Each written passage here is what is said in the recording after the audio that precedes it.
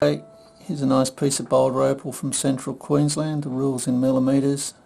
The material's been wetted. It's from the Winton areas, and the parent material's very hard, so you should get a nice bright, smooth, shiny polish on it. This is a little bit fractured, this piece, but over here looks a lot better.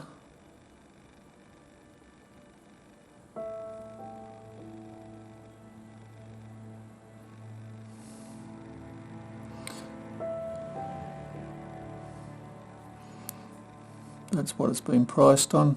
There's nothing much else in the stone, I don't think. Nice specimen, or you could cut it up for a couple of stones.